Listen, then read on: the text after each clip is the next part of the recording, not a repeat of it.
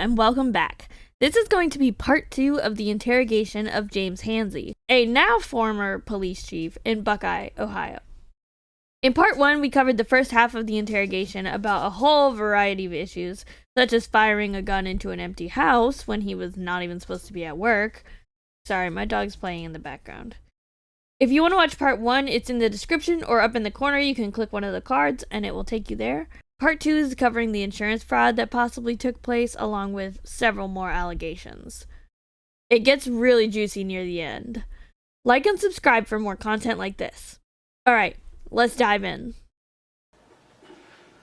Okay, let's go to these checks that were cashed for the insurance company.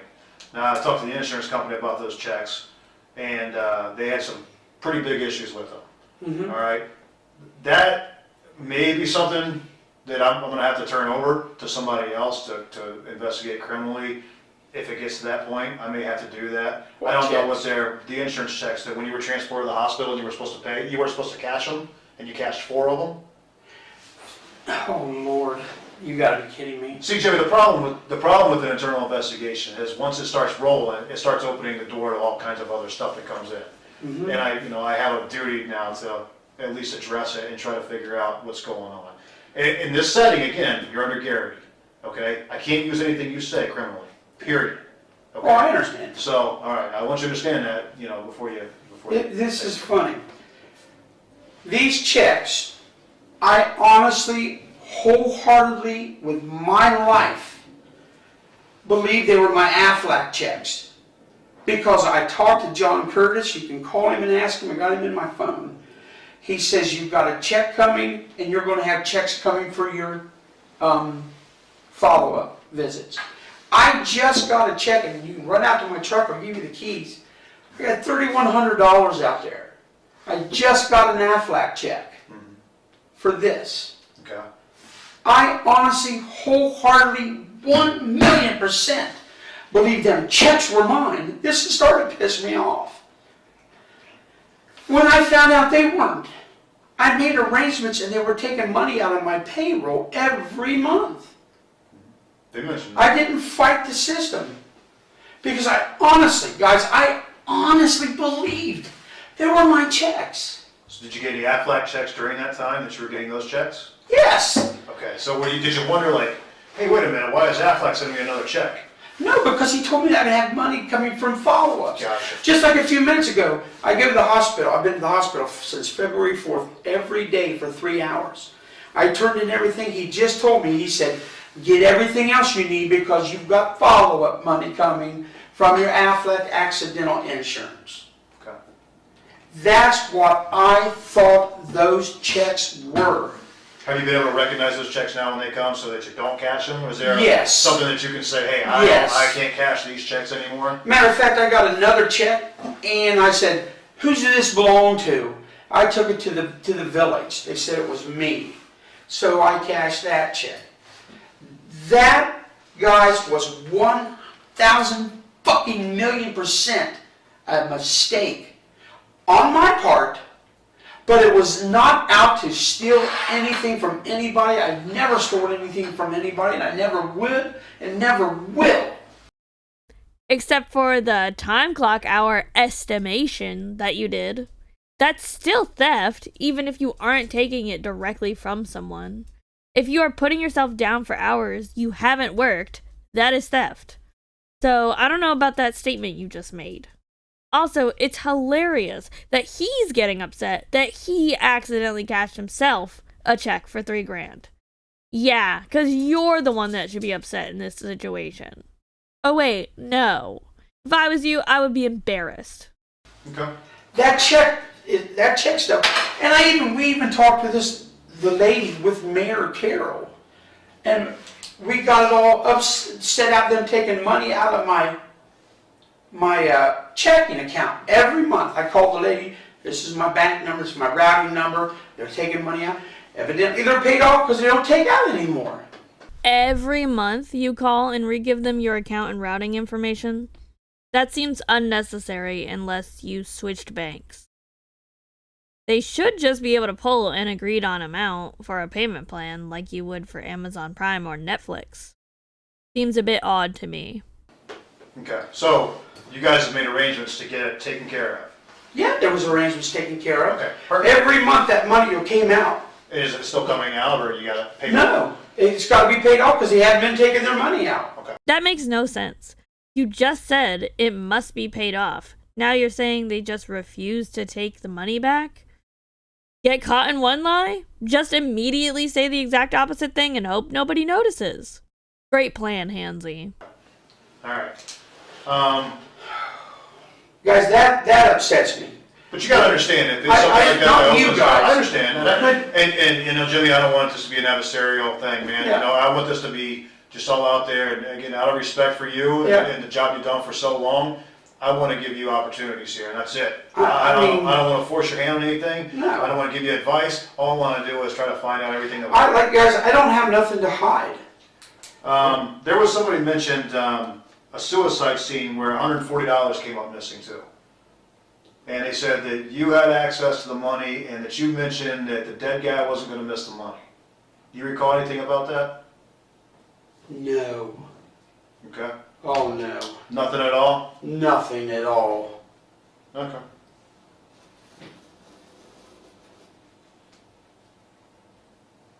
You guys get a lot of suicides out there? Not a whole lot. Yeah, some of 17. Do you remember how many last year?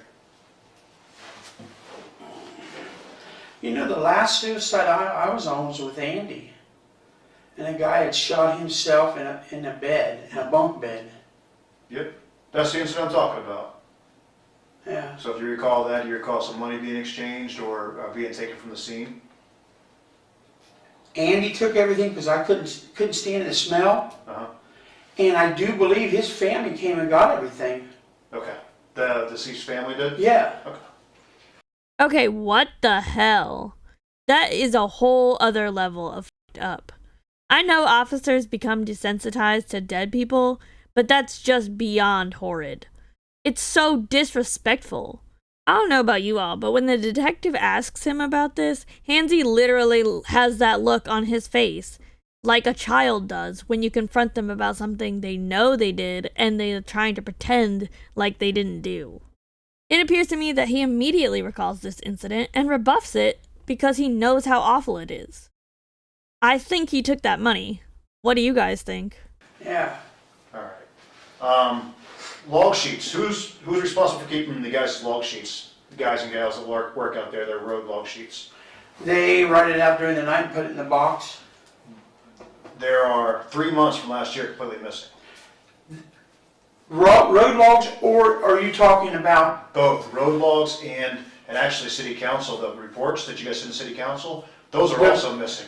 Now I know Peggy said something about them. They're all missing. The whole month, like 3 months worth. You know, I think it was April and July. It was April, July, and November. Yeah. And yes, Yeah, correct. because I was looking for them yesterday for her. Okay. Yeah. Any idea what happened to those? I talked to Jeff Mayton, because he gathers them up, puts them in a big envelope. He does the monthly report, copies it, shoves it in with the road logs, flips it over and writes road logs and stats, then the month and the year, and then he takes the other report over to Valerie. I asked him what he'd done with them. He has no clue what he'd done with them. Why are you allowing them to leave the office in the first place? I know that everybody's mentioned everybody's got stuff at home. Why has anybody got anything at home? Why does Jeff Mayton have any paperwork at home? Any files or anything else like that? The only thing he would have at home would be his qualifications for us, and there were his copies. And when Peggy was asking me about the qualifications, I didn't know Jeff had already put them all together, and they were in the cabinet right by his desk. Gotcha. So there was. And let me ask you this, Jimmy. And again, this has got to stay here with this stuff. Did you guys ever kind of cheat your way through the qualifications? Because I looked at your qualifications, and you know, if you've shot, you've only missed one round, you know, throughout 3 different guns in a couple of different years, and then you went to try to qualify this time and couldn't hit anything. Something jumps out right there, just for me as being an investigator. And then when I talked to everybody, they said they don't watch you qualify. No one's seen you qualify besides Vermeer. I qualified before everybody because I was told that I have to watch them. Okay. In case I have to testify in court, yes, they did do well, and Vermeer wasn't their trainer. Now, were those 100% accurate, the scores that Vermeer gave you? Yes. Okay. Jeff Vermeer will not pass you if you didn't. Okay. He'll make you, matter of fact, I'll give you a scenario with Andy Davis. Andy wanted Jeff to say, hey, I did my hours when Andy got in trouble in Muskegon County. Mm-hmm. He got work, he had to work at the dive team. Andy said, just tell him that I was here and worked. Jeff said, absolutely not. Okay. I am not doing that. Then why is Jeff letting other people claim hours that never happened? I think it's just not muscle memory. I just think Jeff thinks that, it's 16 hours. He wouldn't know if someone came out and worked. Like during the day when he's off, or during the weekend when he's off. I think he just thinks it's the honor system, and I'm going to give you 16 hours. Gotcha. And he's not 100% sure if they did or not. I don't think it was to deceive anybody. This is insane if true. The chief is believed to be in cahoots with someone to fake his qualifications so he can maintain his position. And then the chief gives the go-ahead to falsify time records for that employee on an honor system and doesn't think of any of it as deception or stealing? What is he smoking? It's not to... Jimmy, would you say that everybody got 16 hours in just based on what you know? The guys that I have now... I'm talking about, let's think of all the 17. Let's just take 17 to right now. Do you think that everybody really got their 16 hours in? If they didn't get their 16, they got close to it. Okay. But, but you would say that's an accurate statement then that not everyone got their 16 hours in? I would say it's accurate. They were close, but Gotcha. may not have got to 16. Okay. Some of them may have got more than 16, and they only got wrote down. But that's fair to say though, right? That Yeah. they didn't get 16 all the time. And it's also fair to say that you're in charge of that. Ultimately, it's your department, your responsibility to make sure those numbers are accurate. Them numbers were never, ever, in the whole world, ever meant to be accurate. That was just a summary of what we've done. Okay. The only thing accurate in that whole thing was the very front page. That was accuracy. And it wasn't accurate because you guys missed Ritter's numbers on almost every month. What do you mean? Like Ritter's numbers that he had, your call volume is actually way bigger than you guys claim it is. You guys have more calls and did more things than you guys claim because you didn't factor Ritter's numbers in. All of Ritter's call records, all his calls, all his stats, even his hours worked, nobody calculated it.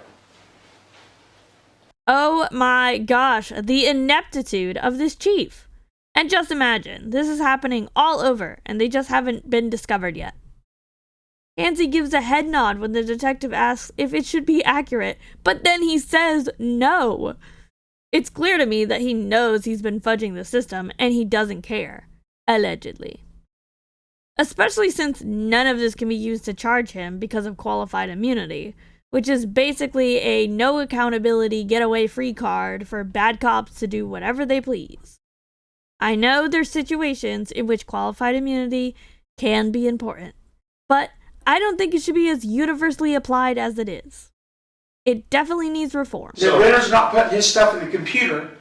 That would be the problem there with call volume. What do you mean put stuff in the computer? He's not typing his stuff in his CRs and call records in. Okay. So And I wouldn't you know guys that. you guys go off of that for the call logs. So you take the call logs, you put them in the computer, and then Vermaiden gets those numbers off of the computer to Yeah, put he on gets the in there and stats. gets, I got you. and it's generated from the computer. So if that call number is low and it's Ritter's not putting his stuff in. Ritter's name's not even on it. On what? Ritter's name's not even on the list of anything that's been done. Go grab one of those packets for me. Yeah. Because we didn't grab it. Ritter's name is not actually even on the list of auxiliary officers or part-time officers or full-time officers. His name's not even on a lot of it. So, Steve's, is it? No, so we wrote it in and put down the stats that he got, and your numbers actually rose. Instead of being down here, they actually rose a lot. So you guys aren't getting credit for a lot of stuff you're doing because his numbers aren't being calculated in that. So You know, I don't think your village council is getting an accurate number, really, of anything. They're not getting an accurate number of how many people are coming out to work, their hours, or their call volume. Steve Ritter's name's not on that report. Yeah, and I'll show you when he brings it back over here. It's not even on there. Yeah, when you open it up, you've got all his call logs. So you know his call logs are on there, all his hours are on the call logs that he did, and everybody he picked up is on there. Now, what I did too is I went back and looked at all the call logs, and there are guys that and gals that have 0 call logs. None. But yet they got 16 hours listed. And they're not on one call log. Are they auxiliary? They're auxiliaries. They're not on any call logs, they're not on anybody else's call log either. They didn't pick up anybody, they didn't take anybody back, they didn't do a slash mark and then put their name on it, nothing. They usually put their name on it. Like if, let's say Tedra rode with Hawes, he would put his name on it, and he should put Bear's name on there. Yep. Tedra. Some of them do, most of them don't. Ritter's pretty good about putting another name on there if you got somebody ride with them, and so is a Haas. Yeah. But a lot of people don't. I mean, they don't at all. So when I look at it, and you think about it from a village council point of view, if I'm looking at something like that and I want to see who's out, I see that this guy has 16 hours listed this month. So I go back through all the records, and there's not one mention of him there. There's not one log, there's not any number, there's not anything filled out that says he was there at all. So how do I verify that? Well, if Ritter and Hawes is doing that, the only other person would be Vermate, because no one comes out and works with me because they all work day shift. Mm-hmm. So I can't tell you. Yeah. I mean, but do you see a problem with the way things are? I see things needs to be changed. Sure. Majorly. Yeah. And I don't have a problem changing that stuff majorly. Yeah, definitely don't admit that it's a problem that you haven't been doing your job and you're underreporting some officers and overreporting others. You know, just some slight changes. Also, the audacity. I have no problem changing things. In what world do you think you're still keeping your job? Sir, no. Wake up. You don't have all the power here like you think you do. But I had no clue that Steve Ritter is not on that list. Well, for instance, see January here? We actually wrote in Ritter and Jackson because Jackson actually wrote with Ritter, I think, that one day that month. So we wrote his stats in there and his hours in there anyway. You know, and then Andy Davis picked up Bartow, and Bartow got 7 hours that day. Yeah. But Bartow didn't get 16 hours in that month.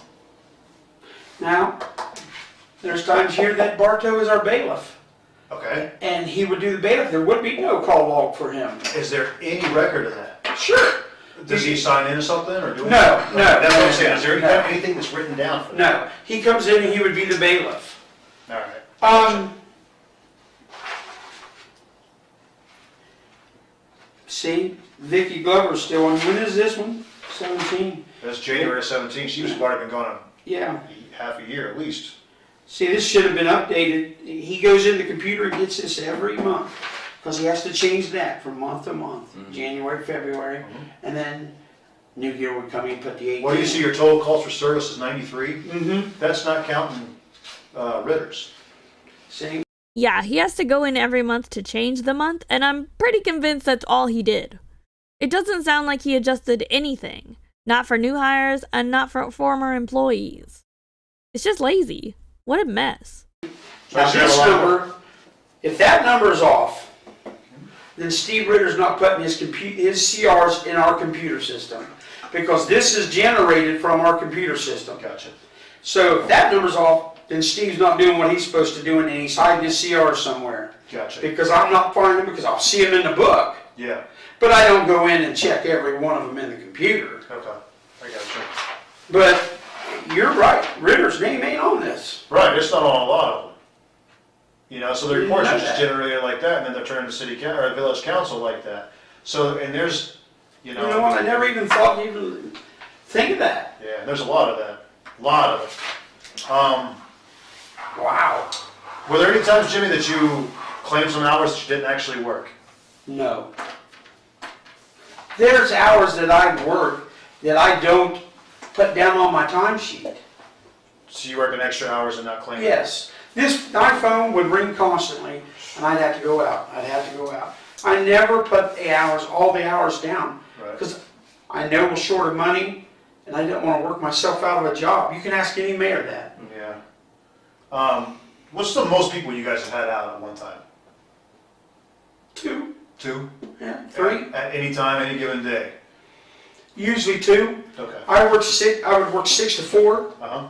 and then someone coming up from noon to 10, Okay. and they would come out at noon to give me that 4 hours to go in the office and see stuff that I had to do. Okay. All right. So, is there any time that you would have 3 or 4 people working at once? No. No, never? That'd be nice. Yeah, right, it would be. So on April 25th, 2017, you have 4 people listed as working at the same time. Who? You got Davis, Vermaiden, you, and Ritter. Now also on that day, and I've been told by 2 people, you and Vermaiden went 4-wheeling that day over in Perry State Park, Perry State Forest, which we've called Perry State Forest. We've also called dispatch and got the call runs and everything else and who marked in, who marked out and all that stuff. You guys aren't anywhere on there. You and Vermaiden are nowhere on there. On the call logs, Right. policy are nothing, 0. What day was it?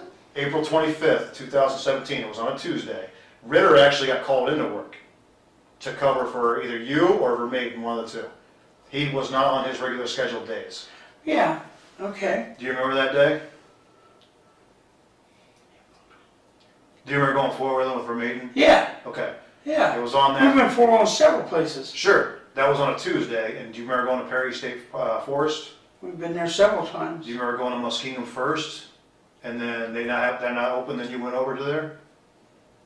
Yeah, yes, Okay. yeah, That's the day, right? yeah. Okay, that's the day that you went on Tuesday, the 25th, I think it was. Okay, then Ritter worked for Vermaiden and I took the day off. Okay, so you do remember that day then? Yeah. Okay, so you took a day off. What about Vermaiden? Probably used sick time like I did. Okay, so you used sick time that day? I'm supposed to, yeah. So you used sick time that day on the 25th to go out 4-wheeling. So you weren't sick. No, I just You were used, just- well, I shouldn't say sick time, it was PTO time. Okay. What is your PTO time? Explain it to me. Personal time off. Okay. What do you have to do to have personal time off? You just get that? Yeah, our Just pay like stubs comp don't time. say sick time, it says PTO, and then we get vacation. And I you got you. You cure so much, and, I mean, if you wanted a day off, you just say, hey, I'm gonna take this day off, and just like that day, Right. Vermaiden had to have said, hey, do you wanna go there? And I'm like, yeah, get someone to work for me. Gotcha. Okay, call Ritter in. Okay, and that's what happened that day then? Yeah, but just a second ago, you said it was your day off and the other officer had Ritter cover them. But now it's the other officer had to call Ritter in on your behalf to cover your shift so you could go off for the day and Ritter could work extra. Poor Ritter. It seems like a pattern where he gets shafted every time. Me. Okay. So who called Ritter in? You or him? I think, you know what, I can't tell you that, I don't remember. Okay. But you know Ritter was called in to cover somebody's shift. Yeah. Okay. On a Tuesday, it'd be Jeff Vermaiden by himself. Right. So Vermaiden would have had to take a personal day off, and you would have to take a personal day off at that point too. Yeah. Okay. So when you take a personal day off, how do you notate that you took a personal day off when you guys turn in your timesheets? Should be put sick down there and then the amount of hours you took. Okay. How many hours is, now, refresh my memory here. Did you take sick time or did you take a personal? Right, it's PTO time. Okay. That's considered the same thing as sick time Yes. for you guys? So you don't actually have sick time, you have to take PTO time? Right. And you have to accrue that time, or how's that Yeah, work? at a cruise. Okay. All right, so you would have to just say PTO time across the timesheet or something Or, like that? yeah, Or sick sick. PTO, whatever you put on there. And that Yeah. would be for how many hours? Well, we both work 10-hour shifts, it would be 10 hours. Okay, all right, Since we took the whole day off. gotcha. All right. But you do recall calling him in for that particular day, and you guys going forward on that particular day? Yes, because we went to the one place and they were closed. And that Yes. was it Muskingum, was I right about that? Or No, some other, was Zanesville, was it somewhere in, I thought it was Muskingum somewhere, or, that's the information I had, and then they were closed, and then you guys went to Perry. we went to Perry, different part of Perry, and they hadn't opened up. It was the next day they opened up. Gotcha. But the one trail that we did go to was already open. I gotcha, okay. And then you had to go to, let's see here. that trail. So that was on.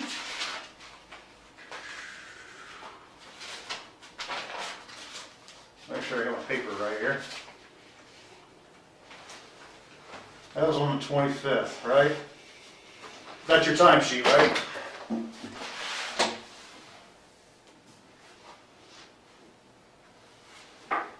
$12, 686p. Yeah, you see the problem I'm having with that? Yeah. What a beautiful tactic. The detective brings the suspect down a line of questioning that seems fairly innocent, and then BAM! Confronts them with solid proof that everything they just said was a lie. Hanzey's lucky he can't be charged because he doesn't do himself any favors by lying so much. That shouldn't have been, I didn't even finish this week. Right. That's because somebody grabbed it and made a copy of it because they knew you were out four-wheeling when you were supposed to be at work. That's why that's there. Yeah. And because they were concerned that you were taking time off and doing things and claiming time for work. Yeah. And that's why there's a copy of that. You probably did actually finish that timesheet, but that's a copy of the timesheet up until that point. I think we do have the finished one. And we do have the finished one. And it So, matches. yeah, so that's your handwriting. Probably your that's my signature. handwriting, yeah. You claimed 12 hours that day Yeah. when you weren't there. Well, I can tell you this. If you go out there and look right now, Steve's isn't done for this week. Yeah. And you know what? I just whipped it out and didn't even think about taking that day off. That wasn't taking that day off on, trying to rip someone off. I just should have do it like I do it now, which is fill it out as I go. But Go ahead. I love it. I love the fact that the other employees were so fed up with the bullshit that they literally made a copy of his excuse 6 months prior, waiting for the day he would get investigated. That's pretty juicy. It's really annoying how hard it can be to get someone to look into shady happenings in the workplace. And I think they were probably afraid of retaliation, but I just wonder why these concerns took so long to get investigated. Hanzey was getting away with stuff for 4 years. But that day here, someone may have taken and pulled the copy off it, and I know who it was, Steve Ritter. But that was not done on purpose. And I'll give them their 12 hours back, but that was not done to steal anything from anybody. Okay, but you see the problem that the issues that were raised, Jimmy, are legitimate issues. I can see it. Because if they're coming to your house and you're sitting around, and I'm not saying it's true, I'm saying that's what they're reporting. If you're sitting around. The detective wants to make this clarification here to show the suspect that other people are saying this about him, and it might not even be true. And that's why the detective needs his help to set this all straight. Hanzey must be really arrogant because these are the tactics he also should have been taught to use. So he should be recognizing them. Maybe he's more lax about it because he knows he can't be charged. Watching TV, when you're on duty, they feel like you're stealing money from the village. If you're going out and riding four-wheelers on a day you're supposed to be at work and then you claim time on it too, that's a problem, man. Oh, I can see that being a problem. That wasn't done on purpose. Okay. I can tell you that.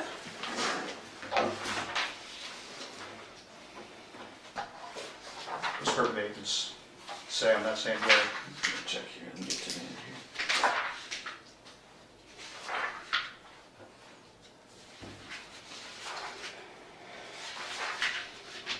And out of respect for you, Jimmy, I'm laying everything on the table. I'm not holding anything back from you here. I already. Here's the one that was turned in of yours.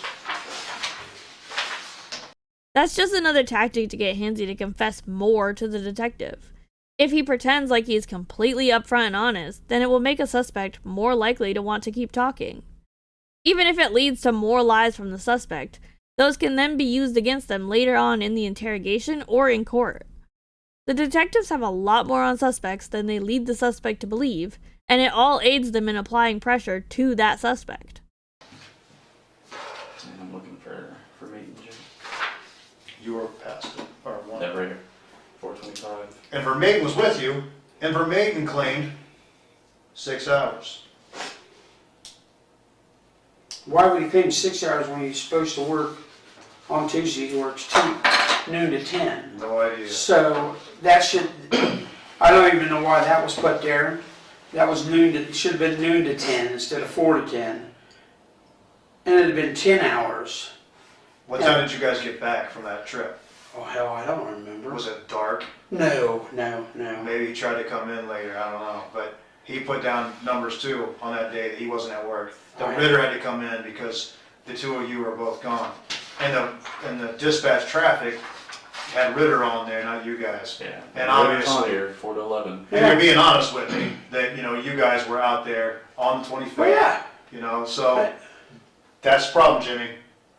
And you know, I turn this stuff over to Mayor Wells and to Village Council, they're probably gonna have an issue. Well, you know what? This was not done on purpose. I probably should do my timesheet every day that I get done, and I didn't. That right there, the 25th, was not done on purpose. You know, and I can understand it looks terrible. But Jimmy, The 25th was not done on purpose? That's a very specific statement. Not that I believe it, but you're implying that it's happened in the past and it was on purpose, but this one time wasn't. Just saying, that's how I took it to mean. you just told me earlier that you do it like that you make sure that you don't put that ending on there until you're actually done. I just started doing that. Okay, I gotcha. Because of all this issue of them saying, timesheet this, timesheet that, timesheet this. Yeah, they've been saying that you've been fudging the timesheets. The timesheets are completely inaccurate, and it's honestly surprising you weren't investigated sooner. Also, the detective was beginning to get heated when he confronted Hanzey about his previous statement, but then he calms down immediately when Hanzey explains. This is just another tactic. The more the suspect talks, the better it is for the detective. If the detective shows he's calm when he gets an explanation, but not calm when he doesn't, it creates pressure for the suspect to continue to talk and clear up the misunderstandings. Right. And Peggy is very... This is, Jimmy, I don't know if you've ever seen this before. This is a couple years of people thinking that you're doing stuff that you shouldn't be doing. A couple years, since 2014. That's how long that is. That's a lot. That's what's gonna go over to those guys, man. And obviously, there are issues there. Now, obviously, there's some issues, whether you did it on purpose or not, there are issues there that are very serious. Like, what issues are very serious? Like, if I did that, if I left and I came back here and I claimed that I worked that day, I'd get charged with theft in office probably. And I would get fired. I mean, I get fired like pretty quickly here. Right. All right, so I don't know what they're gonna do there, I don't know their procedures. Frankly, I don't care, because that's between you and them. My job was to find out what happened with everything. Gary, I did not do the 25th of April, or this, was it this year? No, That's right. 17. 17. On purpose, you know? Yeah, probably I was lackadaisical in doing the timesheets every day, but I know how she is, so we have tightened it up very much because I know how particular she is. Yeah, Jimmy, And whatever happens in this investigation, man, I hope you guys tighten it up. What the hell? How does he still not think it's an issue that he's time stealing? He sounds like Miss Unintentional. It doesn't matter if you intended to do it or if it was on purpose. It's still theft. It's hilarious to me that Hanzey's like, yeah, we're gonna tighten up because that lady is just so strict. No, you should be accurately recording your hours, and you always should have been. It's ridiculous that he's irritated with being held accountable. I really do. I mean, whether you're there, whether you decide to leave, or what happens. Oh, I'm hope- sure she's going to fire me. I hope to God you guys get shit straightened up, though. You know, and I will be the first one to look both of you in the eyes and say, yeah, we need to tighten some things up. I have no problem with that. Have no problem with getting guidance on how to do that, okay? But to say I blatantly ripped off this Buckeye Lake Police Department is bull. Except you did, allegedly. And if you know you're getting fired, then why are you asking for guidance to show you how to properly do your job that you've been working for 4 years already? Nah, man, it's too little, too late. Also, it's theft. Bye-bye. I've put 34 years of my life out there. I gave them people more than anything. I lost a marriage over this police department. Okay? I've lost girlfriends over this police department because I spent more time there than I would with them. You know, just because someone comes to my house and they see me in blue jeans and a t-shirt that says police and a Glock 27 on my side doesn't mean that I ain't working. Doesn't mean that I don't have something in the mix going on. You know, Mayor Foster, Mayor Carroll knew every time I would be working out of my house. But Jimmy, your computer, like you said, the computer at your house has the same things the computer does at work. In fact, Oleg, you're not running at your house, I hope. No. You're running them at work. Why go home? Because it's more peaceful, for one thing. The phone's not ringing 300,000 times. The chimes on the door is not ringing on and off. Bing, bong, you got to walk out and through the other side of the office. It's more peaceful, and you can get more stuff done. Steve Ritter don't come in and stand at your desk and do this for 45 minutes. Damn, you really do hate Ritter for just trying to hold him accountable. I wonder if Ritter was talking to Hanzey about, not fudging the timesheets or something. Just my own speculation. You know? I can understand that. And trying to get things done. And Andy wouldn't come in and do all this.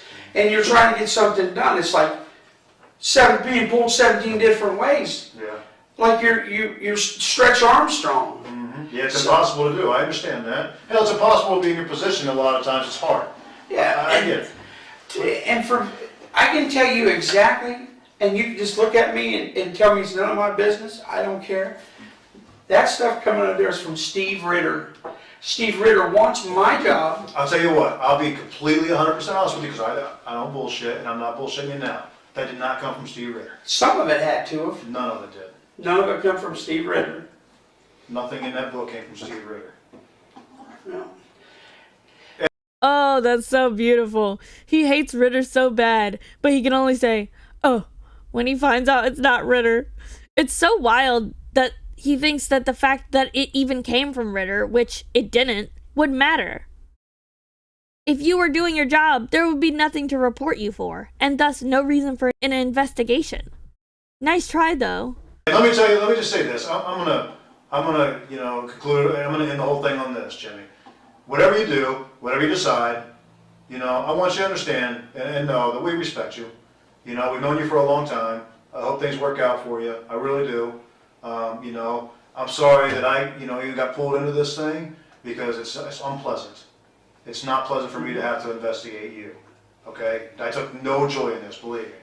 But I wish you luck, man. Whatever you do, whatever you decide, I hope you, succeed in it. And if it's this and you stay here, I hope you succeed. If you decide to take off, I hope you find something good for you. If you get fired, I hope you find something good for you.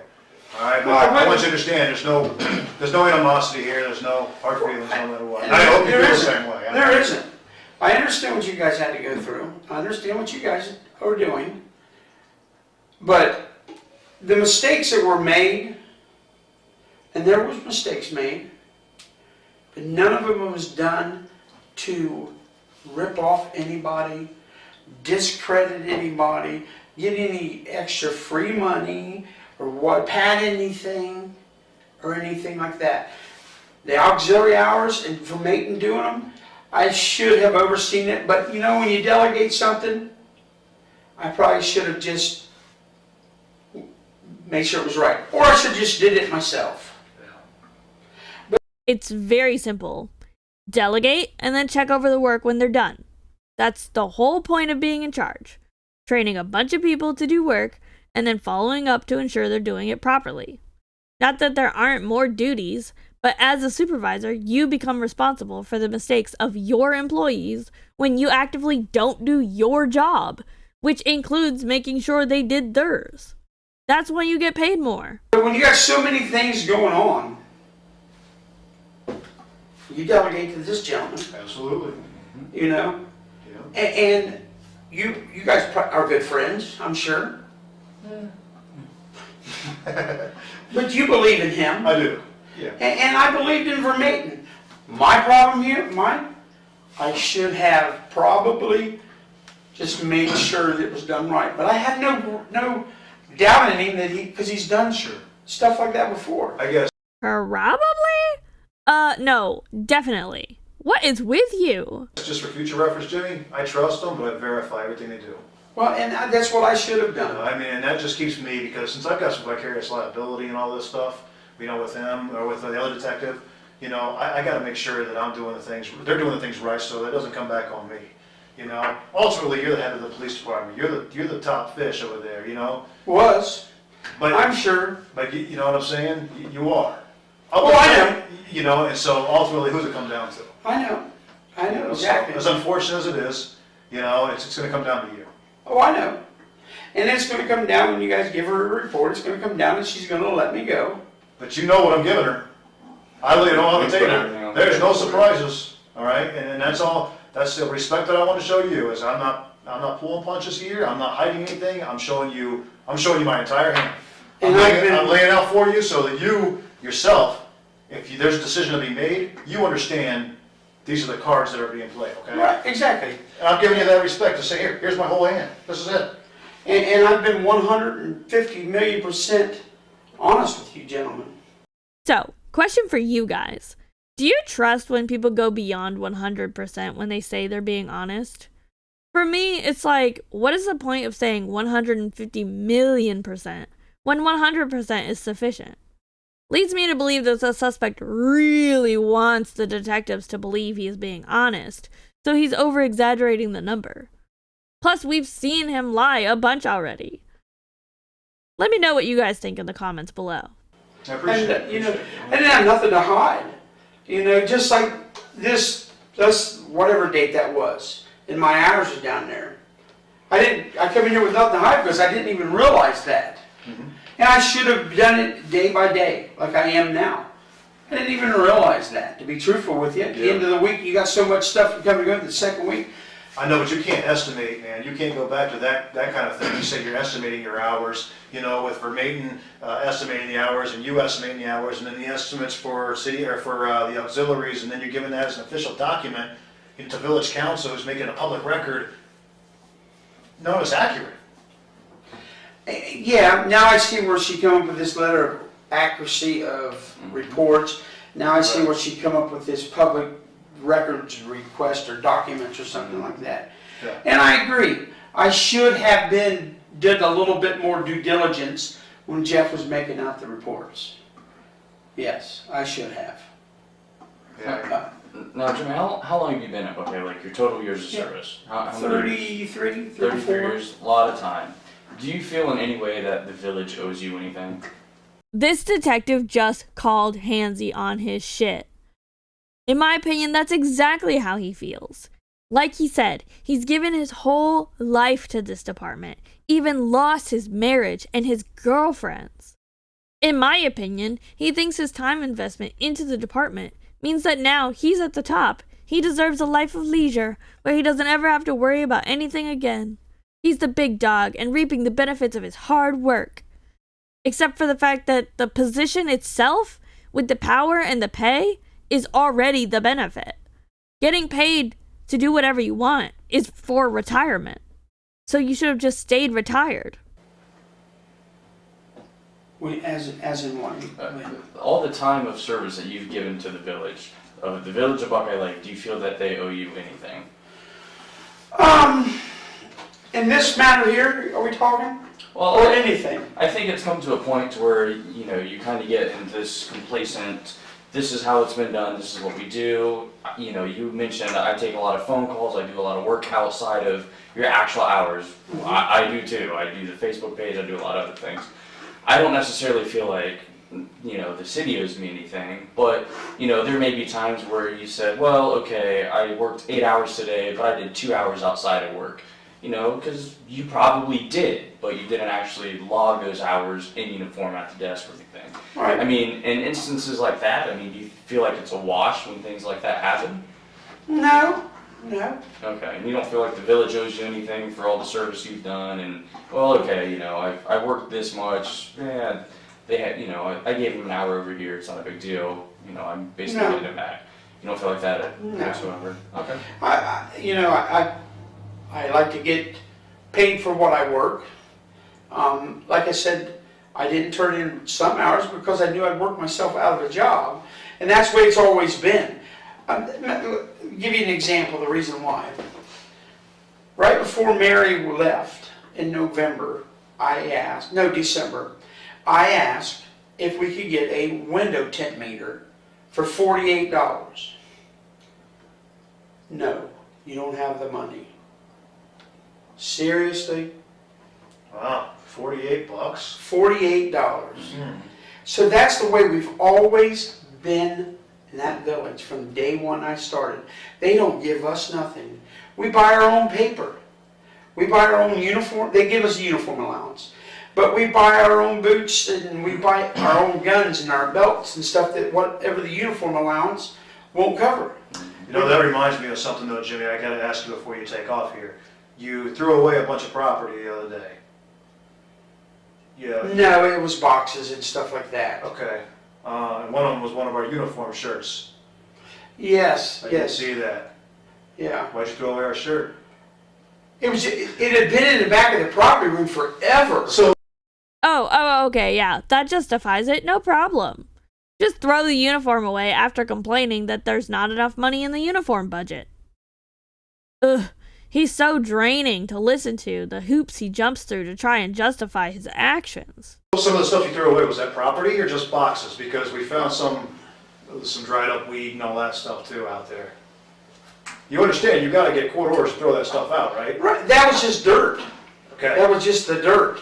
That I just wanna make sure that you No. know, because I know that Yeah. procedurally, you guys do a lot of stuff procedurally that makes no sense to us.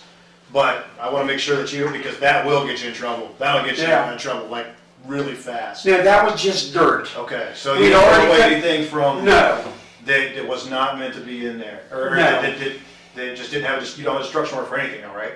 There's a bunch of stuff already boxed up that says, however it says, To be destroyed, probably. yeah, destroyed. Uh-huh. What we Did you get rid of that stuff? Nope. Okay. No. How do you get rid of stuff? Mark Gardner, Okay. and that's what we were waiting for was Mark Gardner. Perfect. Okay. But we had 3 totes and we had all this stuff. The only thing we threw away was empty boxes because we would take all this stuff that was in boxes. We had 3 big totes and we'd write on a yellow piece of paper what it was, Gotcha. put it all in there, and then after that tote was full, we put tote number 1, put the legal people are in it, and put the lid on it. Okay. We did, I think, 2 or 3 of them.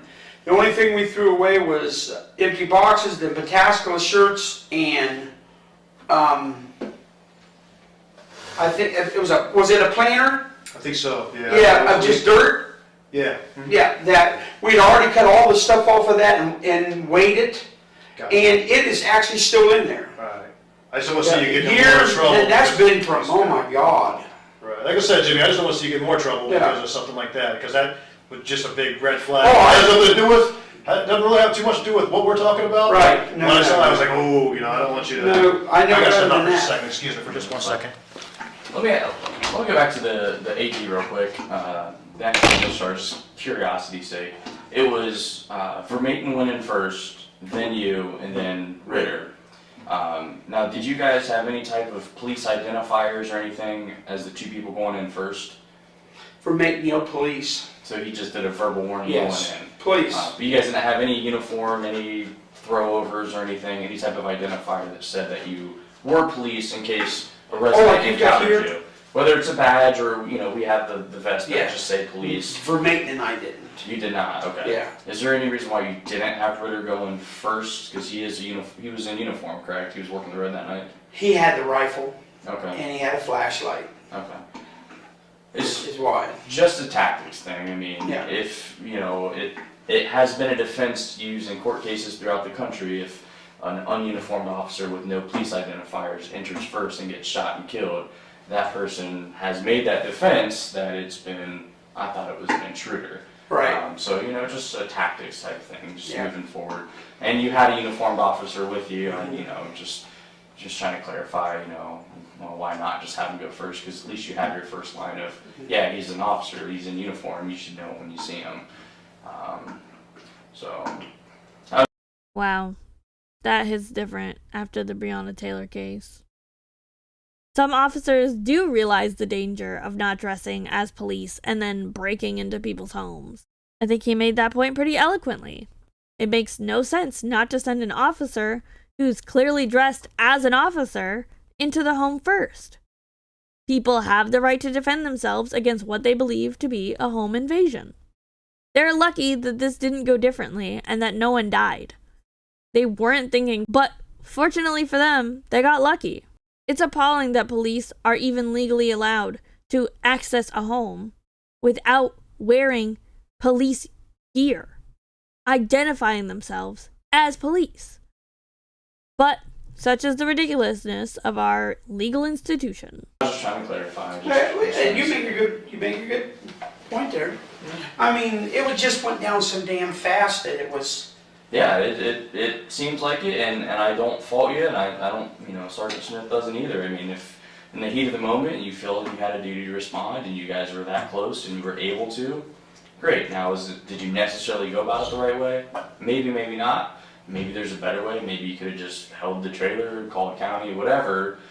For your safety, the last thing we want in this county is another officer killed. We do not want that. You're right. You guys didn't have vests, you didn't have identifiers, you weren't fully, completely equipped. Because what if you did end up in a shootout and Ritter's gun jams? He doesn't have his sidearm on him. Same with any of you. It's just, it's bad tactics. There's other ways to go about it, but there's no right way. I mean, no one says this is exactly how you have to do it. No written rule. There's not. And like I said, we don't fault you for that. Exigent circumstances being what they are, you're going off what you know, seems like a pretty legit thing. I mean, hey, I gotta go in there and save some lives.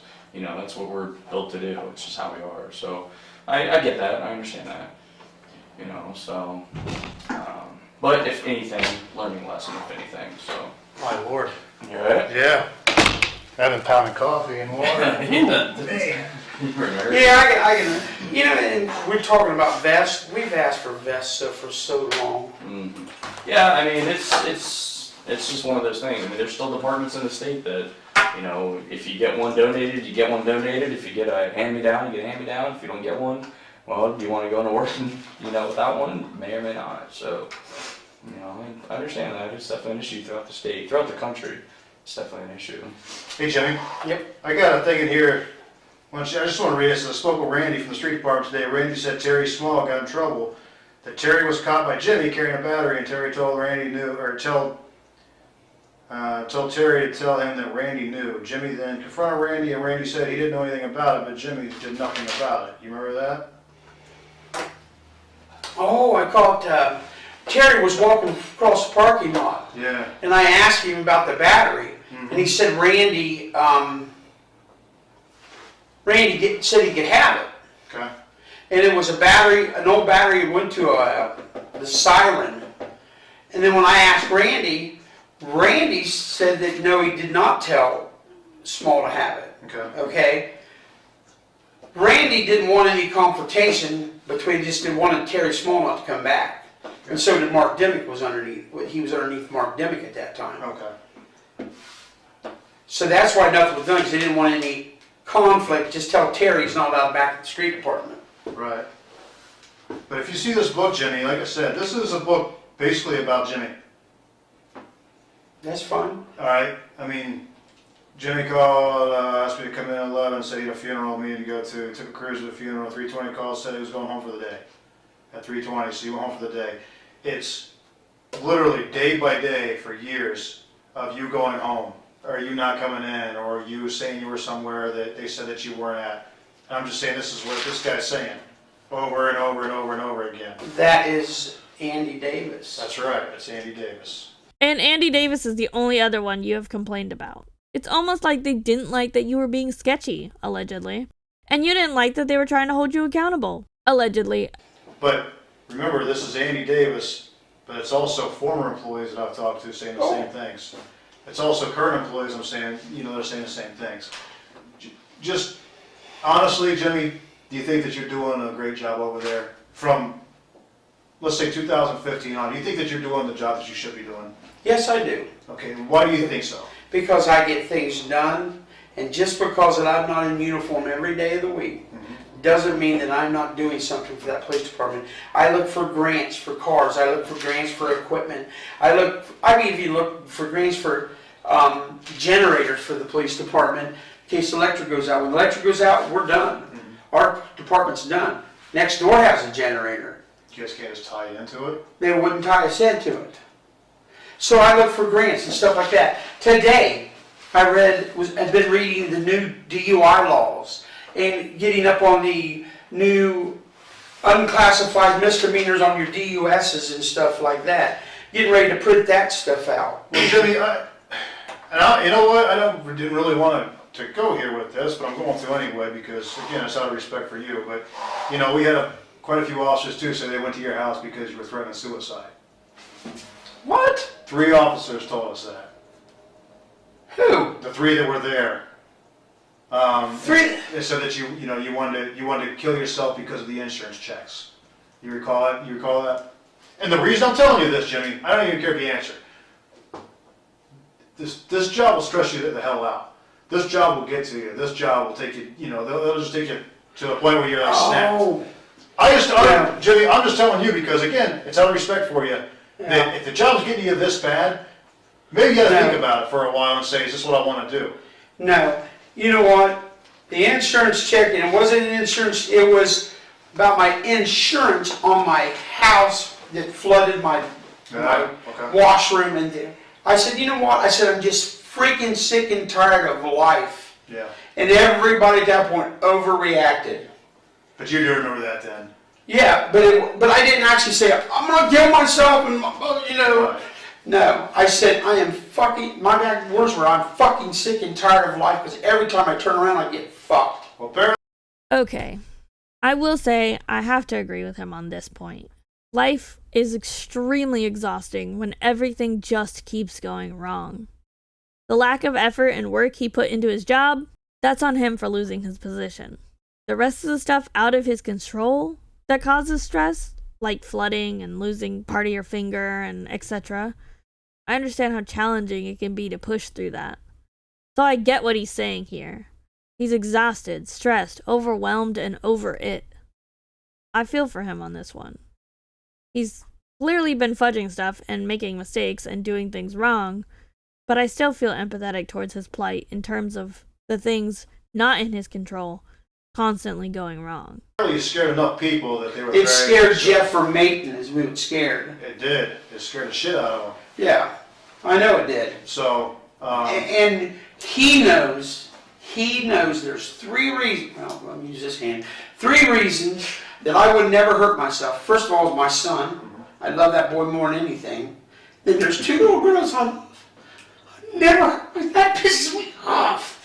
That pisses me off. Well, it's not meant to piss you off, Jimmy. It's meant to show you that life is valuable, man. Mm-hmm. And if you're spending most of your life just being pissed off at the world or doing something that's affecting your health, maybe you gotta look at it and just say, hey, I don't want to do all this crap. You know what I mean? Maybe at some point you just say, I gotta make my life easier. And I'm not saying to quit. I'm saying find a way to make your life easier. You know, it's funny. These guys want to write all this stuff down. Maybe I should have been keeping a book on Andy Davis. Maybe I should have been keeping a job. No, you should have been doing, what you should have been doing is being the chief of police and saying, you know what, you're not doing your job right. You know, here's your write-up for this, here's your, but to do that, you've got to be a supervisor. To do that, you've got to be an asshole sometimes, and to do that, you've got to be on top of shit. Yeah. And Jimmy, I love you to death, man. I respect you, but you didn't do that. No. They wouldn't have a case file on you if you were doing your job. The point of this is not retaliation towards the other officers, but turning in to look at yourself and seeing that you've been messing up and not fulfilling your job duties, and it has led to this. I think we can all agree on that, right? You didn't do that. So, you know, that's an issue. That's something that, regardless of what you do from here on out, you got to look at this time and say, yeah, you're right. I could have done things a lot differently. I could have done things a lot better, you know, but at the end of the day, I'll be the first one to tell you I could have done things different, could have done things a lot better. You're damn right. But, you know, when you're that close of an apartment, you know. What the fuck does that even mean? Does that mean you thought that no one would ever expose you because you guys were so tight? That's not an argument. Basically, you're just saying you're mad that you got exposed, in my opinion. And I can tell you, let me tell you this, where this stems from. And you can believe me or you can't believe me. The day Ron Small retired, Ron Small's Andy's father-in-law. Okay? Oh, no kidding. Yeah. Andy married Ron's daughter, Rhonda. All right? When Ron was retiring, Ron wanted to retire, and then he wanted to come back 3 days a week, and then I worked the rest of the week. I worked with him them 3 days, but I finished it out. He wanted to be the chief of police, he wanted to keep his sick time, and he wanted to keep his vacations 5 weeks a year. Mayor Baker said, no.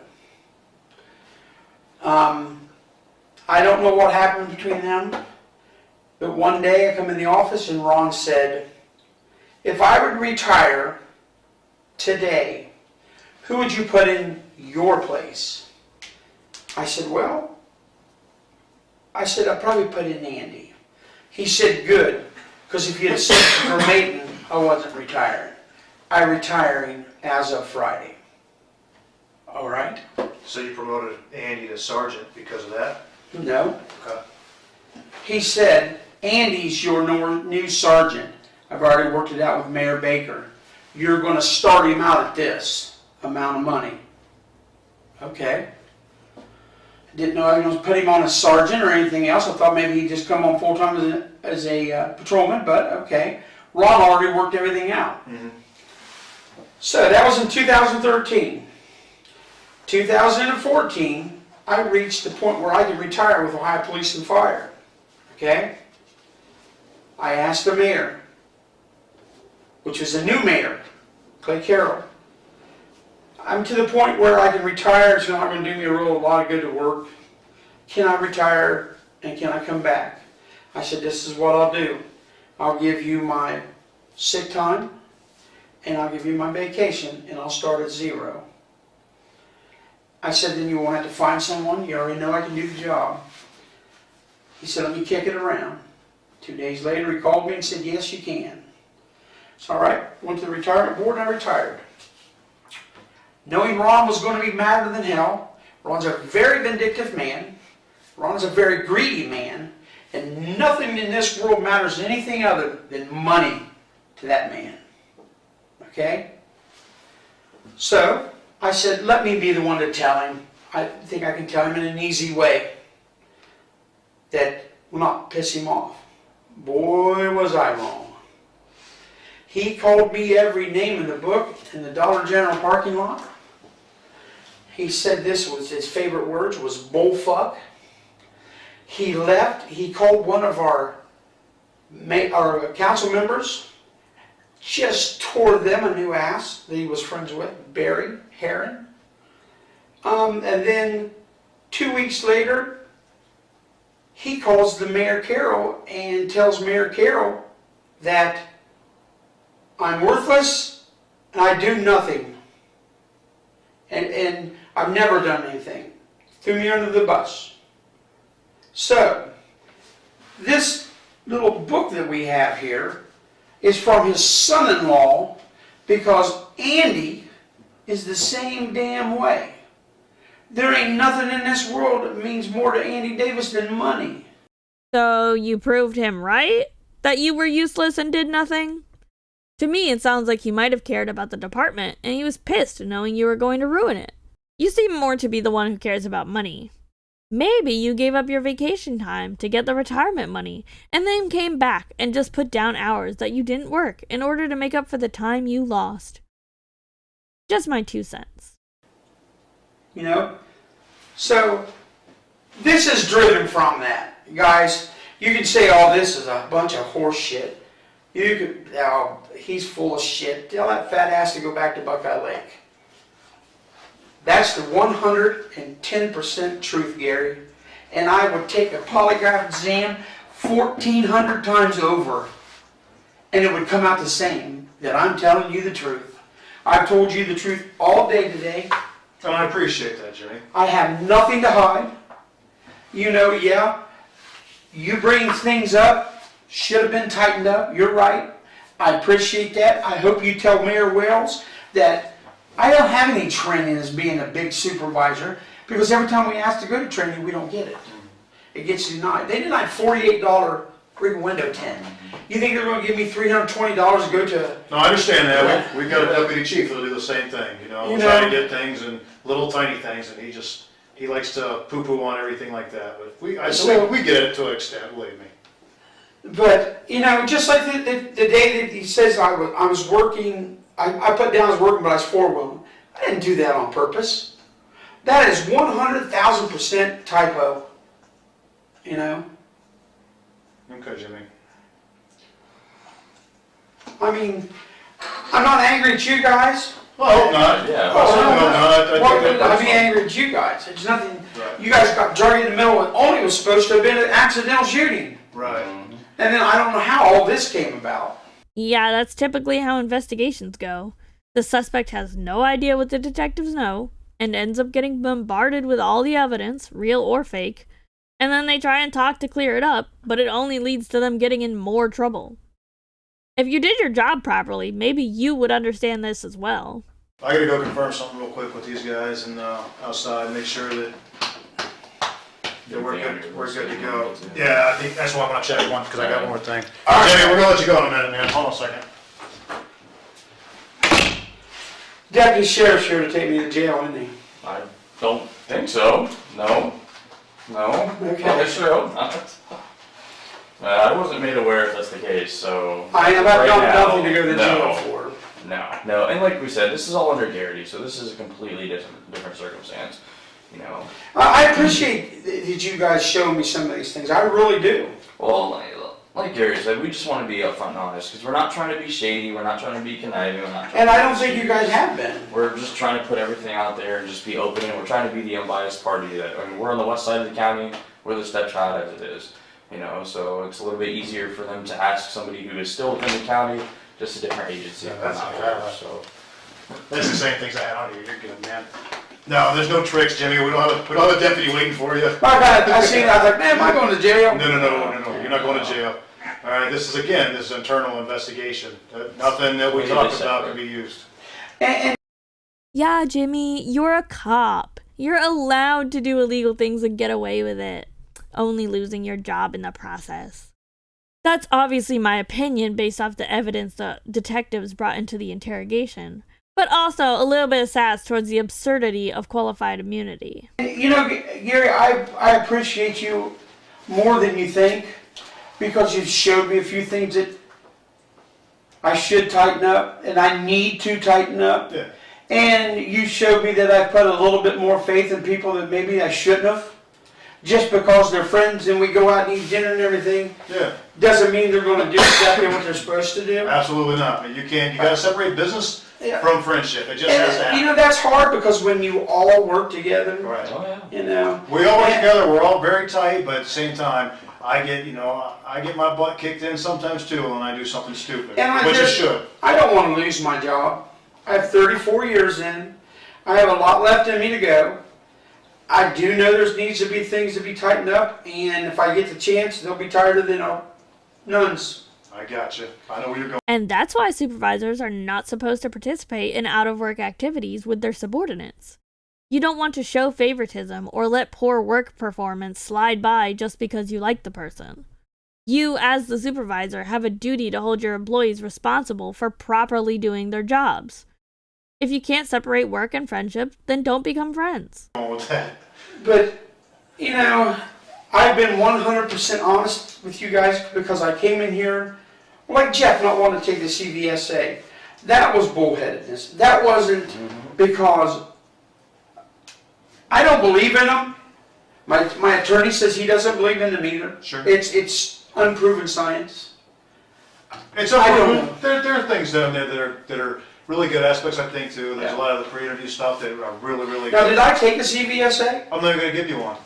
Okay. I'm not going to give you one because I believe you. I do. I believe what you're saying. I'm not doubting. So I don't have to give you one. I didn't come out here and stay out there and I'm nervous. Because, Gary, I have nothing to hide. Yeah. Not a thing to hide from you.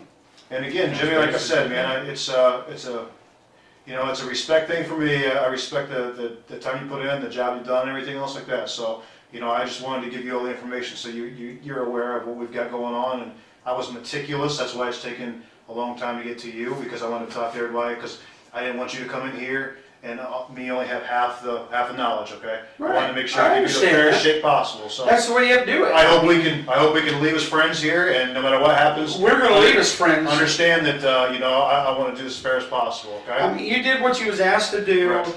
and you can't do a half-assed job. No, I can't, because then I'll get my ass kicked too. Okay. But you did enlighten me on things that needs to be tightened up. Yeah. You enlightened me on. You're right about that identifier. It's just when something goes down that fast, you don't think of that. Yeah, I totally. I was thinking someone was dying. But Jimmy, like I said, no tricks pulled there, man. None at all. So I think we're done. You ready to go? Then you're free to go. Am I allowed to have a copy of this when everything's done? Yeah, you get a copy of everything. Yeah, you get a copy. I don't know about the book. You'll get a copy of at least your interview. I'll give everything to the mayor, Yeah. and I'm not sure exactly because we typically do in-house In-house stuff. ours, yeah. So I don't know if there's a public records request that has to be made for Buckeye Lake. I'm not really sure how it's going to work. Because it's kind of funny. I treated Andy Davis, and Andy would sit for hours and talk about business, or he would meet his real estate people. Okay. You shouldn't have let that shit happen. Thank you. Yes. Shut the fuck up about Andy. You are responsible. Preach it, detective. Exactly. You shouldn't let that You're happen. exactly. You're exactly right. That's where it backs up to being a supervisor and being the head of the department. But You ultimately be responsible, so you got to cut that. The bad thing is I done exactly what past chief has done. And the reason is the straw that broke the camel's back was this. Got to sit to a 28, okay? Ron's at the office. Ron never shows up. Ron's on the phone getting a load for his semi from Texas back to Ohio. I about to get my ass kicked. If it wasn't for Tommy Lucas coming in, I had tased the guy. No effect. No effect. We were going toe to toe. And I tried to tase him again. My taser broke. It wasn't for Tommy Lucas coming in and laying down on the guy. The guy was on a set of steps. I knocked him backwards on a set of steps. And Tommy come around the corner and just laid down on the guy. And just laid there. Guy knocked the breath out of him. We flipped him over and cuffed him. Ron never left that office because he was getting him a load. Not a way to do business. So I went to the mayor and said, this is it. You know what? I followed in that man's footsteps, and that sucks. If your old chief was like that, then why would you do what he did? You clearly didn't like the way he acted, by your own example, so why would you perpetuate that style of management? Be the change you wish for your workplace. Once you are the chief, others will copy your work style. If it's lazy and unproductive, then the department will become that way. If it's hardworking and cooperative, then the department will become that way. It's not a difficult concept. Yes, there's outliers, but for the most part, you make the environment. You had a choice, and you made all the wrong and selfish decisions, in my opinion. You deserve to be fired, and even though it took 4 years, I'm glad they investigated you and you were terminated. It sounds like the taxpayers in Ohio were getting completely ripped off. I agree. Unfortunately. Yep. And I see that you can't be friends with Jay here and have Jay do your delegation work and not check him. Right. Yeah, everything's got to be checked and rechecked, and sometimes checked 3 times. But I probably will not get the chance to do that, because I guarantee you she's going to let me go. I don't know. I hope not. That's on her. Yeah, that's on her. Anything to do with it. I hope not. We are the gatherer of the information, Jimmy. That's it, man. Oh, I know. I can't even suggest to her anything. I can't suggest to you anything. All I can say is we know that there were some deficiencies that need to be tightened up, no matter what. She told Jeff from Mayton that you guys recommended immediate termination for him. We didn't recommend anything We for didn't them. do any recommendations. We said, for here, she asked us what we would have done here for that stuff. And I said, that would have been insubordination, and that's termination here. If you're insubordinate here, you're terminated, especially during a internal investigation. You just can't do It it. says that right in the Garrity. Right, even, you know, the Garrity writes to you read, same thing, I mean, you cannot do that.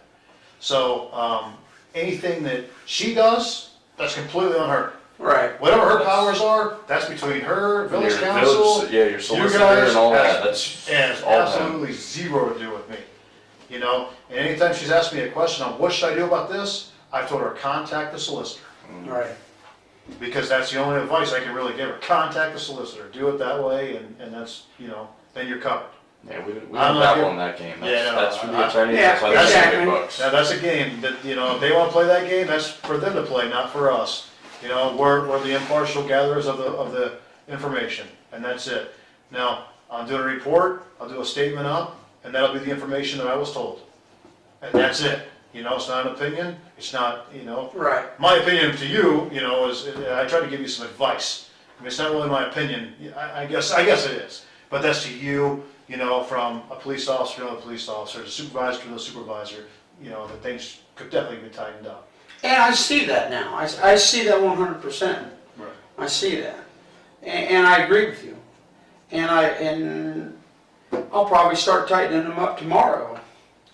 You know? Just do what you gotta do, jump through the hoops and see where you fall. I mean, you know, Yeah. I wanted you to leave here feeling like you had all the information. And you do, you have all the information. I have everything. All right, Jimmy. Buddy. Thanks for making it to the end of the video. Hope you're doing amazing and having a wonderful day. Thank you to all my supporters, and a special shout out to Jason, Taz, and The Endless for their incredible love and support. See you guys next time.